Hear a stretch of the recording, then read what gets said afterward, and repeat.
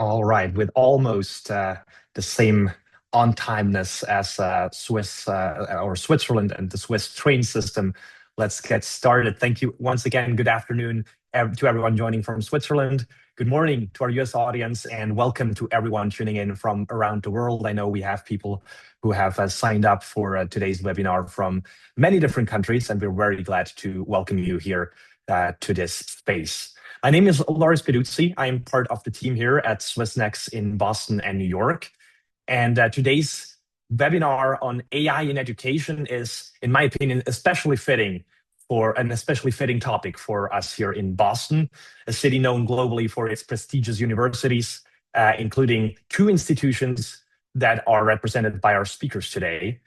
And we are very excited to have you with us. And I'd like to start by thanking Christine Dauria and Jacob Whitehill for joining us and sharing their expertise with us this afternoon. Before we dive in, I thought for those of you who may not know yet Swissnex, or who might not know what Swissnex is all about, I'll briefly share a little bit of what we do. Swissnex is Switzerland's global network connecting innovation, research, education, and the arts. And our mission is to strengthen collaboration, connecting between Switzerland and our host regions. Here in Boston and New York, we work closely with universities, with startups, researchers, and innovators to build partnerships and create business opportunities or opportunities of other kinds across borders. Before we get started with the webinar, I just have a few housekeeping notes that I would like you to hear. First of all, please keep your microphones muted to avoid background noise. We have a dedicated Q&A session at the end of the webinar. So if you have any questions, maybe note them down, and then we will be happy to address those after the second presentation today. If you're comfortable, we would encourage you to turn on your camera. It's always nice for our speakers to see their audience. So if you can and are in an environment to do so, please turn them on. Thank you very much. And finally, today's session is being recorded. If you prefer not to appear in the recording, please feel free to step out now. The recording will be made available on the website, and you can then access it within the next few days and weeks online. With that, I'm very happy to turn it over to Daniel Planchett from Movetia, who will also have some introductory remarks. Once again, thank you so much for joining us. Thank you, Loris, and good afternoon, everybody. It's afternoon here in Switzerland, and I want to congratulate our Swiss educational institutions, professionals for joining a webinar at this later hour here on a Friday afternoon. And a warm good morning to Boston. I think it's 10 o'clock now in Boston, so one of my favorite cities. My name is Daniel Planchett. I'm the head of vocational education and training for Movetia, the Swiss National Agency for Exchange and Mobility Programs in Education. I have a personal connection with Boston. Loris, I did not tell you in the beginning. I had the privilege of attending several executive education courses in the course of my career at the Babson College. I think that's not far away from where you are based, Jacob. So we've experienced the city, as you said, as something quite unique, a place that combines world-class education with this entrepreneurial spirit, and if I may add, some world-class sports as well. So Boston is a truly global hub, open, dynamic, competitive, and collaborative at the same time. And it's really great to be able to, collaborate with you, with Swissnex, on this webinar series and on connecting Swiss educational institutions with partners from all over the world. So for those who don't know Movetia, just quick some words. We're the agency. We finance exchange and cooperation projects, and our mission is to foster this international collaboration across the whole Swiss education ecosystem, from vocational education to higher education and lifelong learning. So this partnership with Swissnex is of great importance for us. Swissnex builds bridges, and that's where we meet. And I think education stands right in this intersection there. So in times when international conversation might feel a bit complex or demanding, we value these exchanges that focus on solutions, on innovation, and shared progress even more. So we're grateful for these openness and these forward-looking impulses coming from our friends in the US. So today's topic, everybody's interested in it, artificial intelligence in education, transforming how we teach, how students learn, or how they write papers. Big issue here in Switzerland. A report shortly appeared that a lot of papers are being produced by using AI solutions. So I think it's an important question to understand how are we going to shape that influence in a responsible way. I think this is an important question. Where is the responsibility in this new development? So if education is about preparing for the future, I think we cannot ignore the tools. So it's I congratulate you on this very forward-looking topic here. I want to thank the whole Swissnex team. I want to thank Ambassador Jacques Ducret. I want to thank CEO Roman Kern, and of course, Philippe Rösle. I saw you just for a second in the avatars, Philip. Thank you for this collaboration, for making it possible. And I want to thank the speakers, Christine and Jacob. I'm looking forward. I won't be able to stay for the Q&A, but I will stay for the speeches. And I wish all participants from Switzerland and from all over the world, I don't know where they are from, Loris, as you mentioned, success and inspiration on this journey on adapting artificial intelligence in their everyday work. I'm giving back to you, Loris. Thank you. Thank you very much, Daniel. We really appreciate it. And we also do appreciate the collaboration between Movetia and Swissnex a lot. With that, and without further ado, Christine, may I hand you the floor for your presentation? We're very much looking forward to it. Thank you so much. Is everyone able to hear me okay? Okay, great. Just flail wildly if at any point if my sound goes out. So I'm Christine, and I am one of two assistant directors at the Learning Lab, which is housed inside of the Derek Bach Center for Teaching and Learning at Harvard University in Cambridge. And I'm coming up on my 5th year here. And I just want to preface my remarks by saying that all of the things I'm going to share today are the product of deep collaboration. And so at the Bach Center, we are very fortunate to work with many amazing faculty and graduate students and Harvard undergraduates on really kind of thinking about what the future of education is going to look like. And of course, over the last few years, what's emerged as the most urgent kind of context for us, of course, is Gen AI and how that's going to reshape teaching and learning in the higher ed space.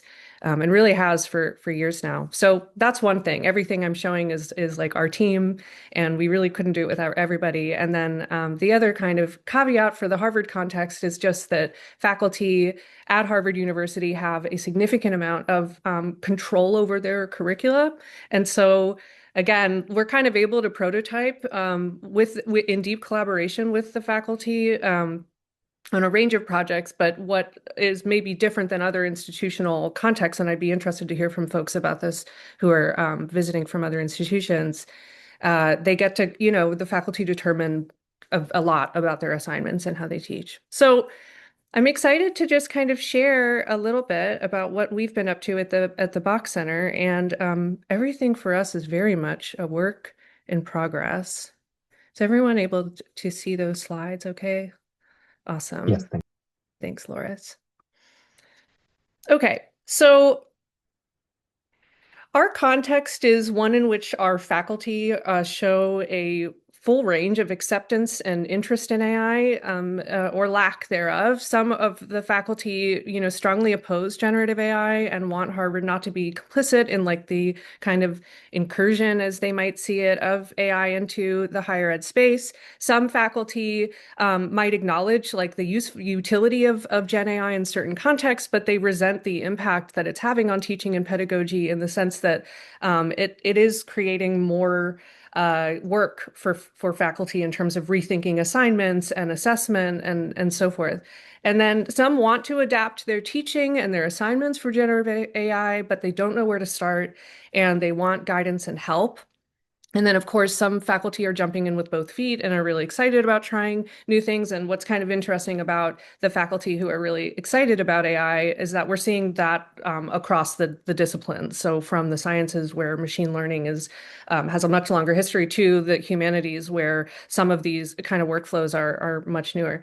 Students similarly show a range of comfort, and there are actually ongoing studies that the Bach Center is doing with undergraduates to kind of like gauge how they're using AI and what their thoughts are about it, because we're seeing that it's very much a shifting terrain. But they show some are really eager and expert and creative users who are really pumped about it. Some want to use the tools but don't feel confident or have the expertise. And some would strongly prefer not to use generative AI for various reasons, but maybe feel pressured, especially as it's like increasingly kind of like incorporated into the curriculum. So as I said, I'm at the Learning Lab, and what we are is essentially like this intergenerational team of staff, faculty, graduate students, and undergraduates. But we're also a studio space. Here's a picture of our studio. It's normally filled with many, many people. So this is kind of a strange representation of the Learning Lab, because it's normally filled with students. But we're set up to be this kind of environment in which students can rapidly prototype something in an emerging media form, using our studio as a space. So we're kind of like a mix between like a television station and a maker space and a teaching and learning center and so forth. So we're very lucky to have this resource at Harvard. So what we've been doing for a long time is using our studio to really kind of like push the boundaries of like what is possible when you use different media forms to communicate academic ideas. So we run workshops for courses where students are using, like on the left here, that GIF is showing you like a really common kind of intellectual or analytical move we have students do here, which is like practice, making claims about, say, like a film using art supply. And they're practicing their presentation skills and also their film, analytical skills. On the right, you can see this was us. We worked with a course on Japanese cinema, and the students were studying Godzilla, and they had this really interesting reading about the ways in which it's like 2.5D animation works, and the way that you can do like basically multi-plane animation with cameras and so forth. And we wanted to try that on our studio and recreate a scene from Godzilla. So for a long time, we've been doing things in the space of like film and podcasts and virtual galleries and so forth. And students would like recreate a shot from a film as a way to like understand that's the filmmaking process better. Maybe they would be doing an exercise, like this is an image from a course in which students were studying the voice and presentation, and we've had them like experience a spectrogram. We also have the ability to do these like interesting visual layers. But again, this is kind of like for a long time, like we were kind of thinking about multimodal assignments like video essays as kind of like something that we wanted to help students do democratically and quickly. And what we're finding actually is that in the age of AI, our hope is that it's becoming even more possible for students to do these things and on their own, like finding out the technical hurdles that they might run into in, say, a video editor. They don't really need our help for that. Often they can go to an LLM, and Harvard has a subscription to Gemini at the moment that allows students to use that. And so what we've been trying to do in our space is actually develop like classroom activities that are leveraging AI as a way to like help students think deeply, and at the same time kind of hold on to those core assignment types like video essays and podcasts as something that like still let students kind of authentically communicate their academic ideas in ways that align with the disciplinary objectives that the course team is trying to meet. And at the same time, like, again, kind of use our studio space as something that can help them. So we're really excited actually about like using very basic kind of media like art supplies, and then using our studio as a way to kind of like read the data that we're getting from a live event. So in this image on the left, we are using an overhead camera that's mounted on truss, like the truss behind me here. And we were recording as students collectively annotated the course syllabus on the last day of class. And what the faculty member really wanted students and themselves to get out of this was kind of thinking about, what do we remember about this course at the end of the term? And what do students understand as like the purpose of this class? And how would they thematically kind of explain the linkages between readings and where our discussions ended up going? So they did a live annotation just with markers and paper. We recorded it, and then we used like just basically like we asked GPT to like take this visual input from our cameras, like we were just taking stills, you know, like photographs, feeding it in, and then having it like chunk by speaker the kind of things that they were annotating on the paper. So that's like one example of something that we've kind of been excited about experimenting with, is like you have a live event, you're getting some kind of like visual or sonic data, and then kind of sending it back to the students in a way that kind of reflects back at them what they're thinking in that moment. We also have been excited about generating really quick summaries of workshops for students. So in our workshops, because they cover, you know, like pretty complex things, like how to, this is from a Slavic film studies course where they were studying silent film. So we had a bunch of stations that deployed different types of like cinematic techniques from the silent era. And we were able to kind of record this workshop, and then really quickly, again, like using the transcript essentially from what happened, send back to students a summary of what we did and why. And so that's like a pretty simple workflow that we've been excited about. We've also used AI to more recently like do kind of like vibe coding, if anyone's heard this term before, but we're kind of experimenting, and I'm a good test case for this. My PhD is in the humanities. I never coded ever in my life before coming here, and it's kind of a stretch to say that I code now. But one of the things that I've been excited about over the last couple of years is like using LLMs basically to like learn what can I learn about coding. And so we've been vibe coding a lot of apps that like create these like nice front end views for students. And so in this example, these are cards that like students were able to use during a workshop in which they were creating maps and timelines that demonstrated their kind of understanding and arguments for certain ways of interpreting antiquity versus modernity in different regions in Northern Africa and the Middle East. And it was really cool because the students were able to like kind of produce the data for us to work with, and then we were able to kind of give it back to them in the form of these little cards that they could then kind of shuffle around and use to annotate a timeline and then a map. We also have supported a lot of like project-based assignments. So again, like this is an example of like a vibe coded website that we put together to show students what is kind of like possible in the kind of multimedia web essay zone. So for a long time at the Learning Lab, we were really interested in like, how is it possible to kind of like use like the web essentially for like different displays of academic thinking. And the web-based essay was something we were really interested in.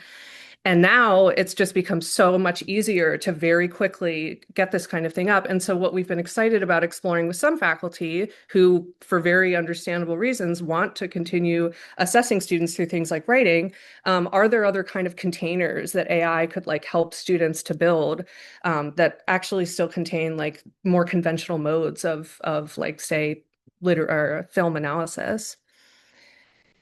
And then there are, of course, like things that we're experimenting with that are more at the intersection of AI proofing. And so one example of this is a pilot that we ran in a folk and myth class this fall, where students came in for an oral exam where they were kind of using these actually AI generated tarot cards to they would get a display essentially of different like theories and concepts that they were learning in the course. And by virtue of it being a card deck, like that was always kind of like a random assortment that each student got. It was like unique per student. And then they spoke in a response, kind of like, trying to link these ideas together. And then like a bot was essentially listening to them that was trained on like the professor's like comments and readings from the course and all kinds of things. We worked a lot with the faculty on this. That bot would then pose follow-up questions to the students live. And then what we sent back to the course team was like the transcripts that they could then kind of assess to see what are students actually understanding. So it's like on the spot recall that students are being asked to do to kind of demonstrate understanding while also trying to cope with the fact that like faculty do not have the time to sit for 85 oral exams. So we're trying to think about ways to like leverage AI to let faculty do the things that they want to do without having to totally revise their curricula and their teaching. We also make a lot of resources for students. So this week I was working with Stanley Kubrick class and I got really excited about using an LLM to just give me command line tools like using like FFmpeg to process the films and get assets that could be used in a video essay assignment. So that was kind of like an exciting thing that again, it's like we're trying to find ways to lower the technical hurdles that students might hit using something like AI. And then we have a lot of current prototypes underway, and these are all prototypes that are being, again, like kind of developed very closely with the faculty guiding us because we want to make sure that anything that we are recommending is like actually like first and foremost informed by what the faculty are seeing as the pressing pedagogical needs.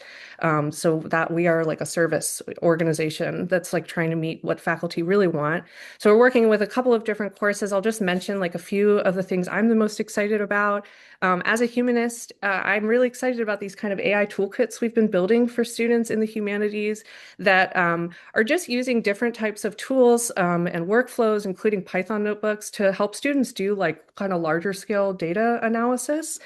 We're also thinking more about how to help students use AI to like gather data and structure it in a good, like a useful way for their projects. So we're working with a course where they'll be studying songs and we're going to have them kind of like essentially use AI to come up with like a well-structured data set about their kind of like musical collection. We're excited about like translation machines, like how can we get like non-fluent students and introductory students who don't have proficiency in certain languages working in that language. So next week I'm doing a workshop with a course where students will actually be using the Hebrew Bible and they are not native speakers. And so it should be really interesting to see what happens. But those are some of the things that we're thinking about. And I'll be excited to hear from folks about their experiences and any questions. So thanks so much. Thank you so much, Christine. We really appreciate it. It was super interesting to see your work. I'm trying to be mindful of time, so we have more time in the end for questions. And so without further ado, Jacob, I would give the word to you. Thank you very much, Loris. And thank you for Christine for your talk as well. Just share my screen.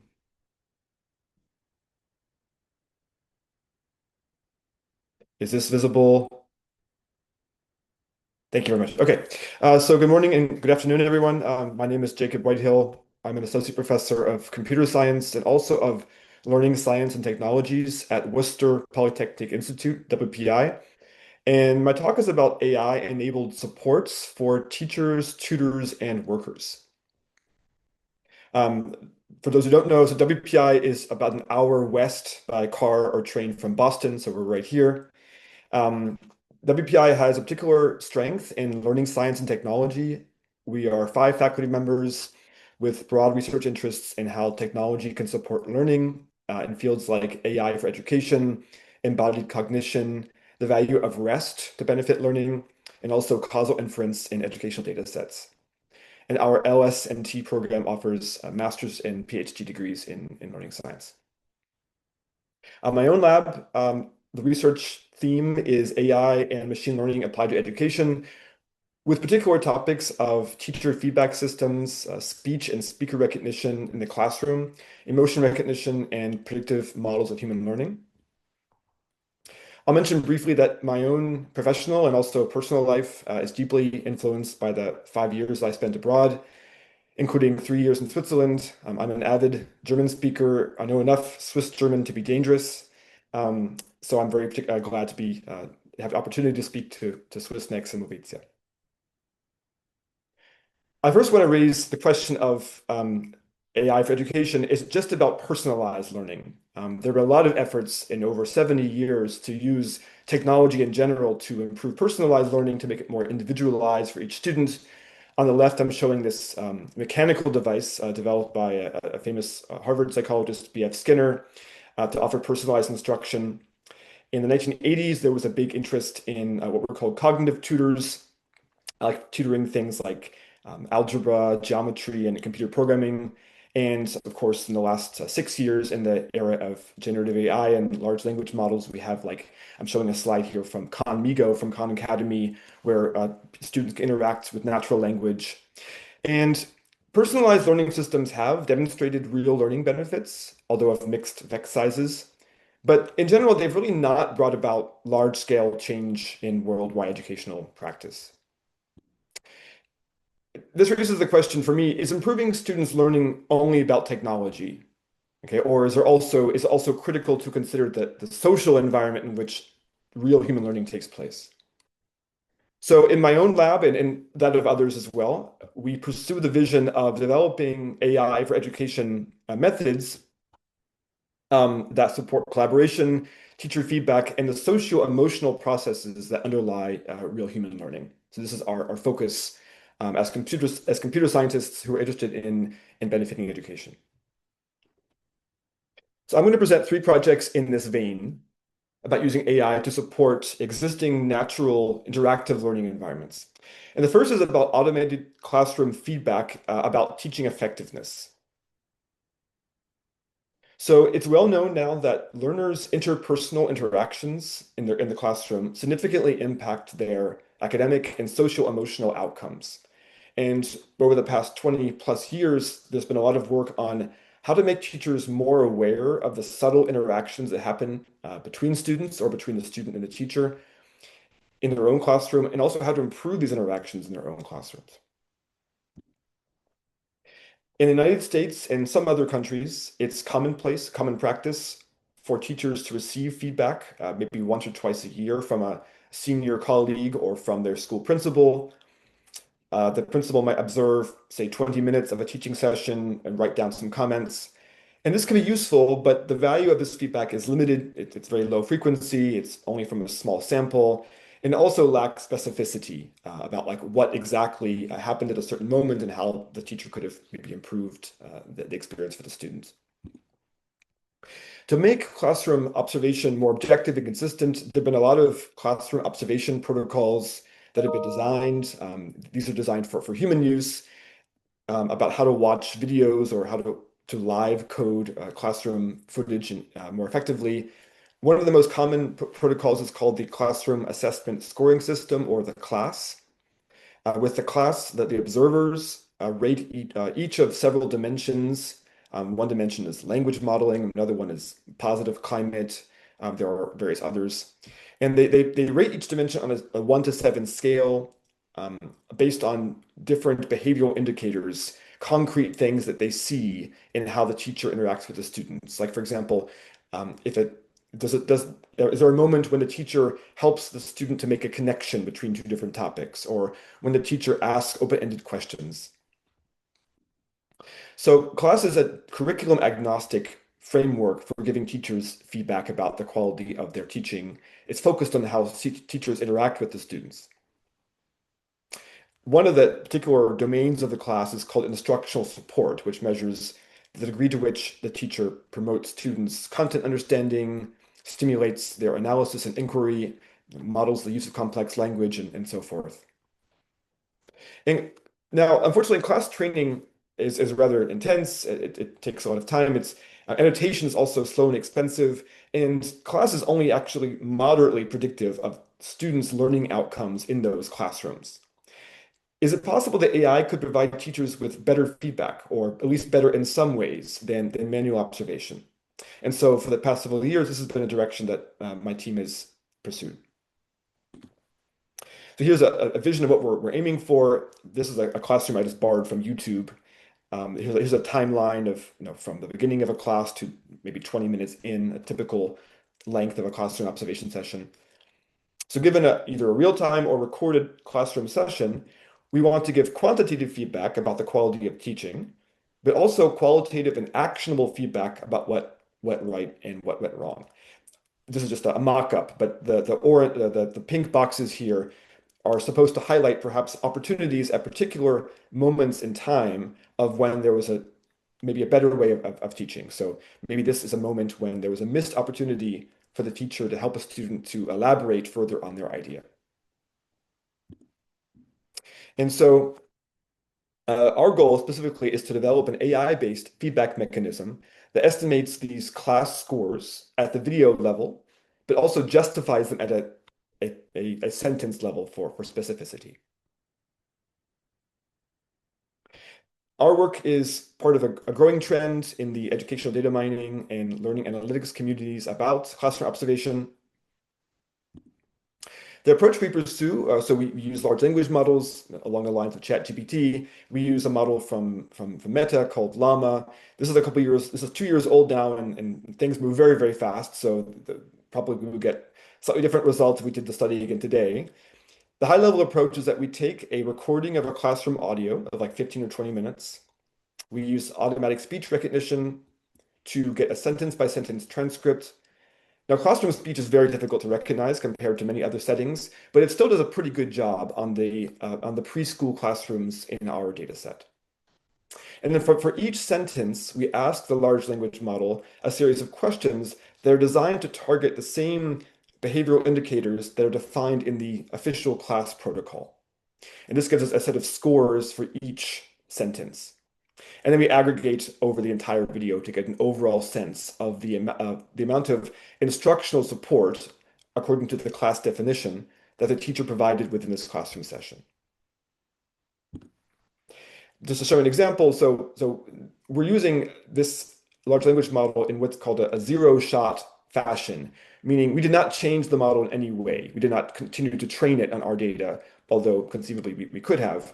So we're just relying on the massive data sets that these large language models are trained on and the world knowledge that they acquire by doing so, as well as their generally very high ability to understand natural language, especially in English.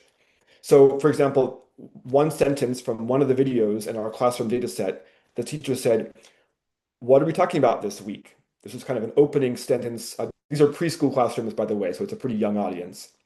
And we asked the LLM, just to kind of give some feedback about the sentence from the perspective of the class instructional support.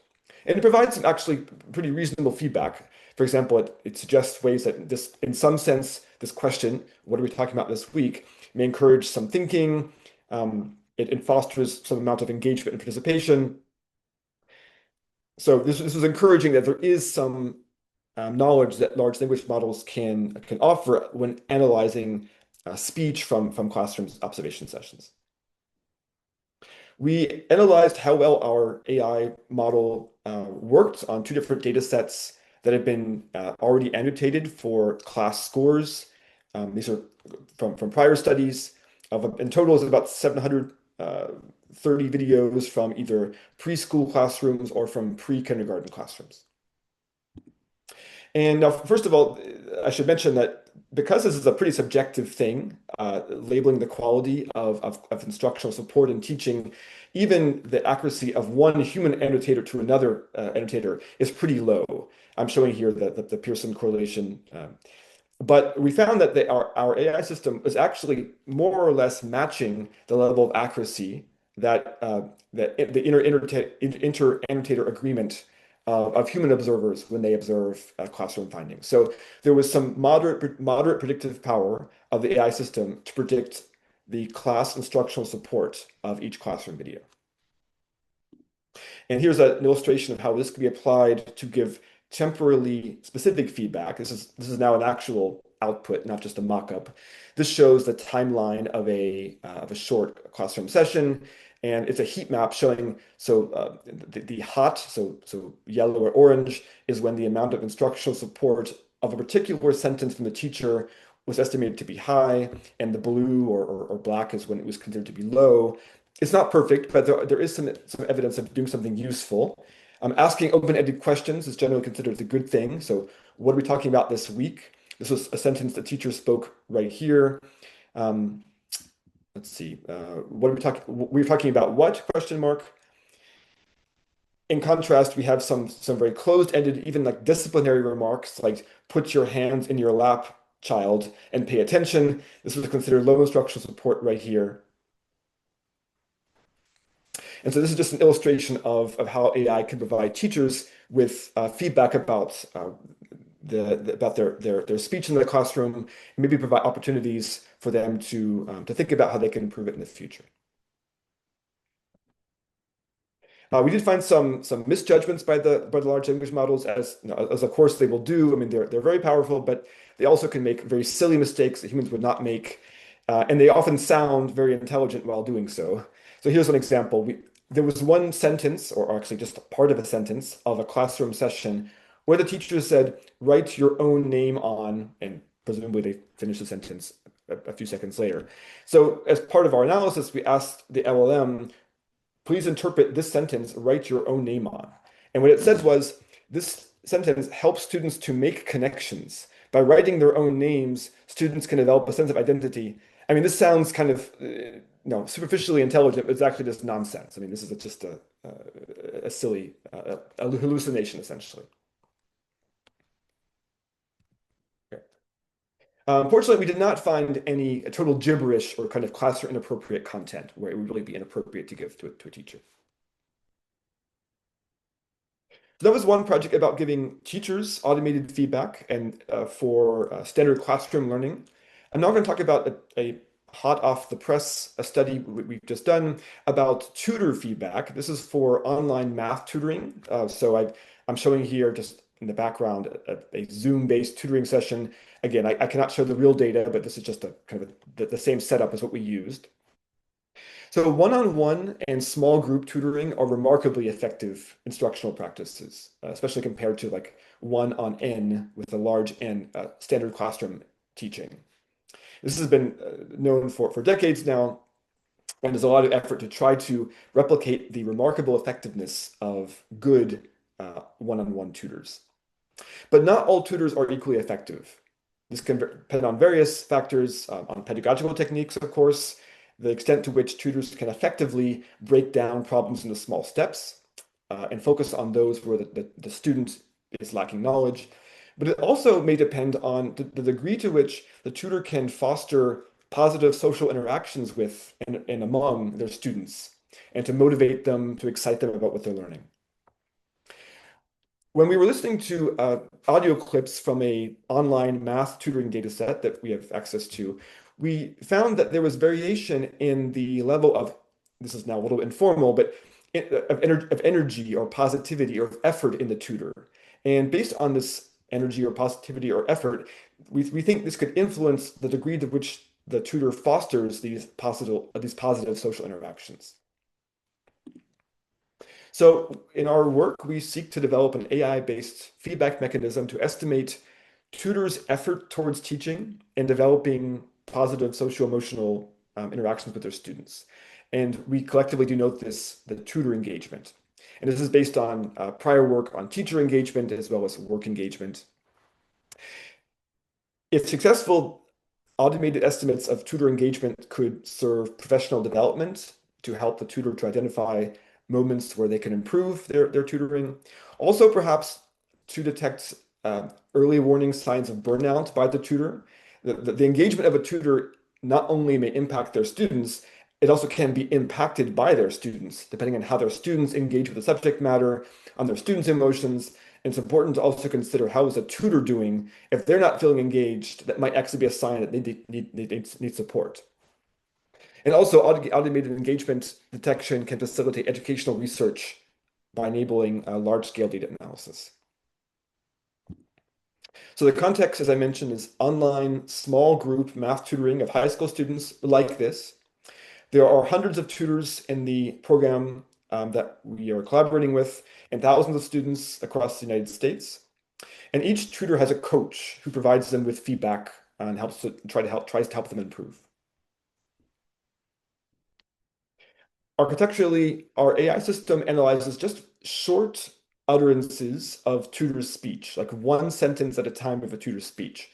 These can be quite short. We use large-scale, what are called foundation AI models. We use one called Wave LM. And even though we're analyzing tutor engagement at a very short time scale, if we average these estimates across many utterances in a tutoring session, we can actually obtain a useful estimate of the tutor's engagement. So as construct validity, we looked at the relationship between the tutor engagement in the way that we defined it and based on the human annotations that we obtained on our data set, the correlation between tutor engagement and the tutored students' outcomes. And we found that there was a positive correlation of about 0.34, which is, while not huge, this is still kind of what we expect. But I should point out this is a small sample analysis, and so we have to treat this with a grain of salt. But it was reassuring that the construct of engagement that we used did seem to be positively associated with the students' learning. So we looked at, for our AI-based tutor engagement system, how accurate is it? And we can look at this in different ways.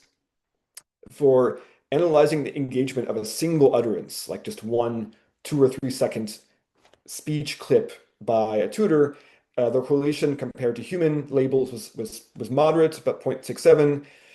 If you want to average all the speech by a single tutor and then see which tutor is more engaged on average than another, the accuracy was actually quite high, a Pearson correlation of 0.86.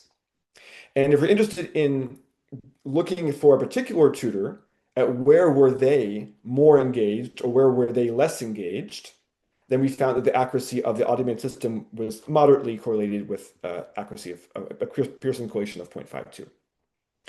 And again, this is roughly on the same scale as how accurate two different human observers are with respect to each other when measuring engagement. A brief demo, this is just me saying the same sentence 8 times. The sentence, I just made it up, but it's, no, actually, I didn't make it up. This is actually a sentence from our data set. So the sentence, that's right, you have to subtract 2y from both sides of the equation for like an algebra tutoring session.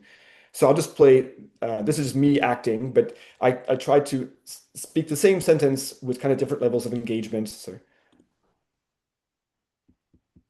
that's right. You have to subtract 2y from both sides of the equation.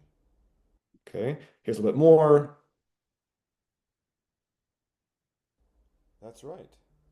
You have to subtract 2y from both sides of the equation. I'll just do one more. That's right. You have to subtract 2y from both sides of the equation. Okay, and we found that here are the scores from the automated detector. They more or less matched my own subjective impression when I was trying to record these with increasing levels. Okay.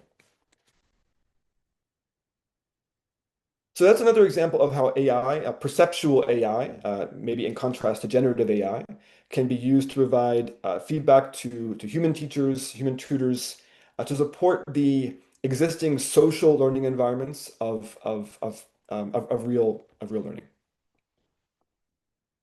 And now I'm going to shift gears to something very different, a very different application of AI for learning. This is for workplace learning and using AI for visual training. In the background here, you see a recycling facility, a material recovery facility called a MRF. So AI offers possibilities to assist human workers in the workplace. And in this study, we investigated how AI can help workers to perform and also to learn a task in a collaborative AI human teaming environment. So we focused on materials recovery facilities, MRFs. So for context, so a MRF is essentially a recycling plant. They're an important part of the waste management chain. MRFs sort large volumes of trash into recyclable components like cardboard, plastic, aluminum, etc., and turn them into what are called bales, these bundles of compressed product, which can be reprocessed. MRFs do a lot of their work fully automatically using different sensors like optical, ferromagnetic, but there are many problematic items that have to be manually sorted. And when we visited a MRF near our university, we spoke to the plant manager. We discovered that on the conveyor belt in this MRF, oftentimes crazy objects will appear because people try to recycle them. For example, animal carcasses or bowling balls, and particularly problematically syringes. So there's a lot of needle stick injuries that can happen in this actually rather dangerous line of work. Okay, so I'm showing here a few photographs from the MRF near our university that we visited a few years ago. Human workers at MRFs have to visually identify problematic items and physically remove them from the conveyor belt. So here's an overhead view of 1, 2, 3, 4 MRF workers. Here's a conveyor belt. And there are many items that have to be removed. Otherwise, they can damage the machines and shut down the plant and lose money. The job is demanding, physically rather unpleasant and dangerous, and is one of the highest injury rates of any field. So I'm going to play a video. So this is rather loud. And the reason it's loud is because the actual MRF is very loud. So maybe just brace your ears for a second. You have to slow the material down a little bit to allow you to... So that's an example of a MRF, and there's a conveyor belt, and they have to quickly bend over the conveyor belt sometimes, move objects. They can be heavy. They're doing this for shifts of, I think, about 10 hours. So it's very intense physical work.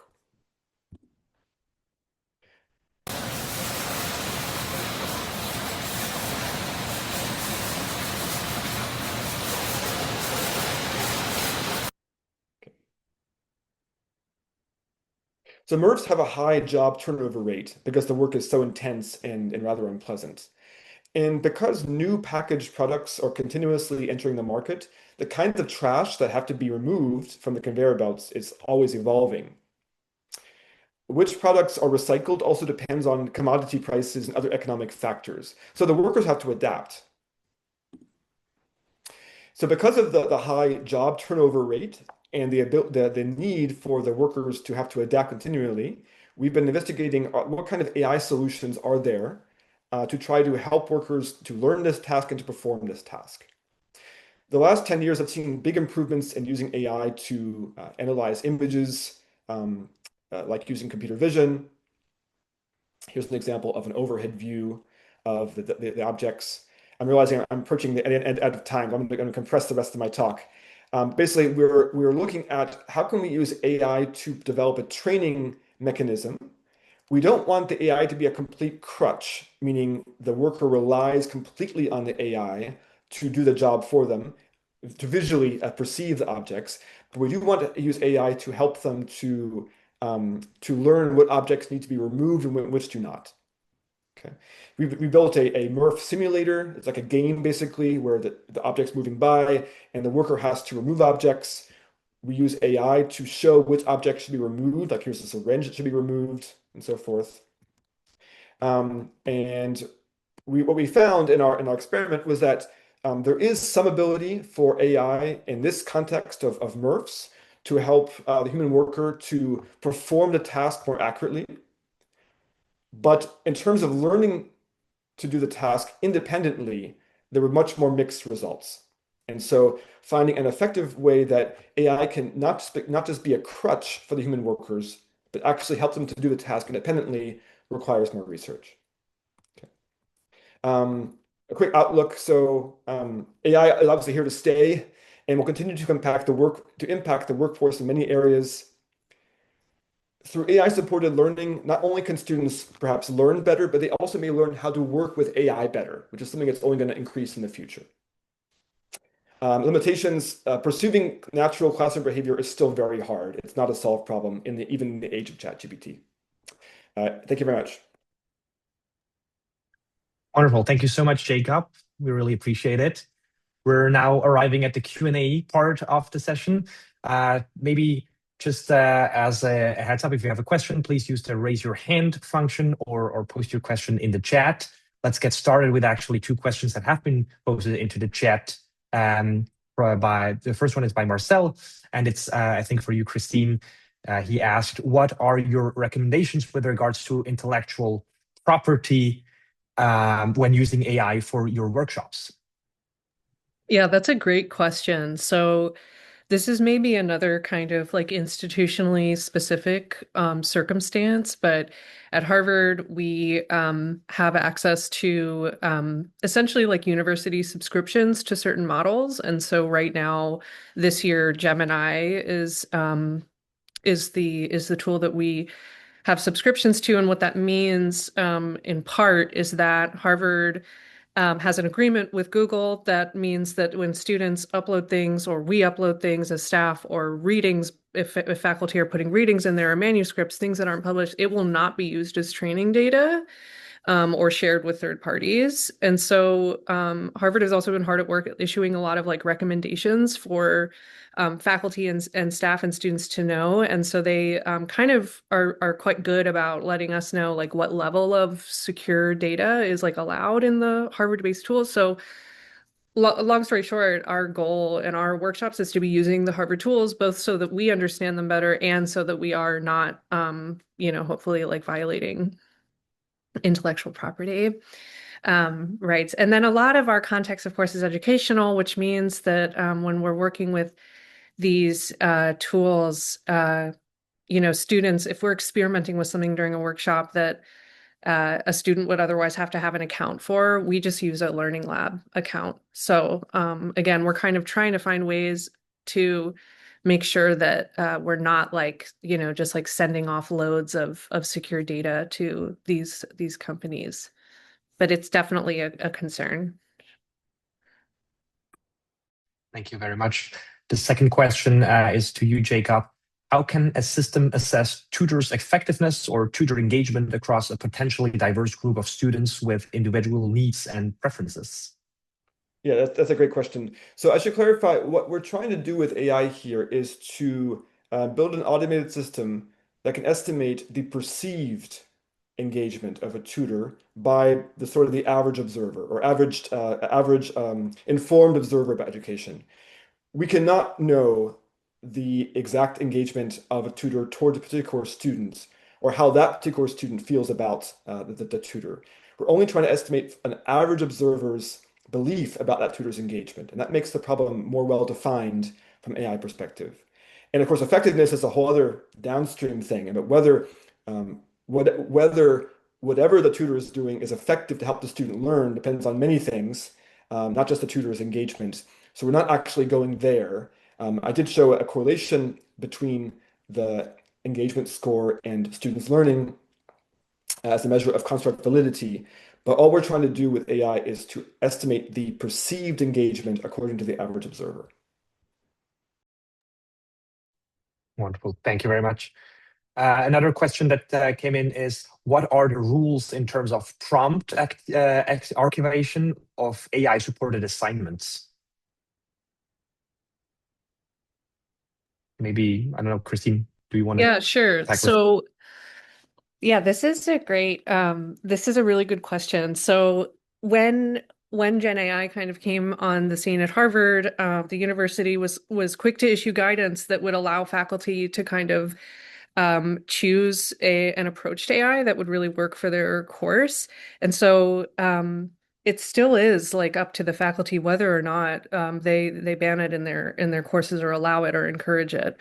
And what we try to help faculty with is think about, I guess, a couple of different things with regards to assignments. One is the question of whether there are learning objectives that the faculty have in mind that actually would be serviced by AI in particular ways. And so we, I think the oral exam is kind of one example of that, where the faculty had an intuition that this was kind of a form of assessment they wanted to use because of the emergence of Gen AI tools and what those mean for like paper writing and take-home exams.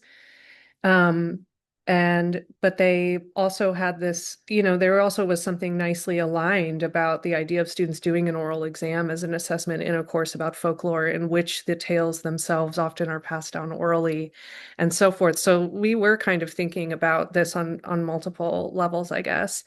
And then, of course, it's always okay for faculty to ban AI in their courses. I think what's becoming more difficult about that is that a lot of, and many people here probably know this, there are many tools that are integrating AI into them, like Adobe Premiere, for instance, has the video editor. It has like an automated transcript that is like an AI generated thing that allows you to do like segmented clips based on speech. And so the idea of like banning AI is actually, I think, becoming really difficult. And so we're kind of here to, again, like help faculty think about like what would make sense given what they want students to take away from the class. And then another area that the Learning Lab, of course, is like set up to really help with is like these multimodal assignments like video essays and podcasts and so forth. And of course you can like AI generate these things at this point, but it would be a lot harder for a student to like kind of do that in the way that they might like use text generation to write an essay. And so one other mode that faculty have been kind of interested in exploring are these like alternative quote unquote assignments that have students communicate their insights using media other than text. Wonderful. Thank you very much. Jacob, there's another question for you by Gabor. The first two examples that you showed us were about training teachers to become better teachers. Are you also working on how you can implement AI tutors to teach students in K through 12 classrooms? Yes, we are. So my lab is part of a national AI Institute for student AI teaming, funded by our National Science Foundation in the United States. I'll put a quick link to this institute that we're part of.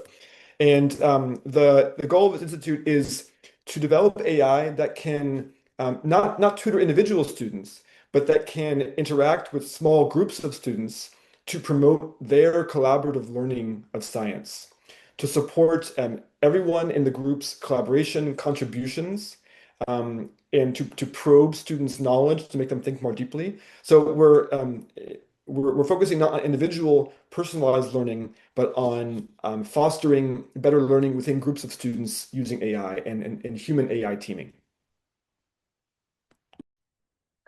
Wonderful. Thank you very much. Are there any other questions from anyone in the audience? That does not seem to be the case. We're very much on time, very Swiss of us, I think. It's at 10:58. Or here local in Boston, or 4:58 in Swissnex. I would like to take this opportunity once again to thank Christine and Jacob for both of your presentations, for your time. We really appreciate it. It was very interesting. I think we all could, or at least I, for myself, could take a lot with me. I would like to thank all of our participants today. And I would like to end with a call to action. Swissnex and Movetia have a partnership in place. So if there's anyone here today who would like to explore these topics or any other topics on the US East Coast in the realm of education, please do get in touch. You can find us on LinkedIn. We are at Swissnex in Boston and New York. You can find us on our website, swissnex.org/Boston, or you will also find us through Movetia on the Movetia website. Please stay tuned for any other such webinars by Movetia and Swissnex. And please join us for all other virtual events, or if you're in the Boston area, please also join us in person. Thank you very much for joining us today. Have a lovely weekend. Thank you very much. Thank you so much. Danke vielmals.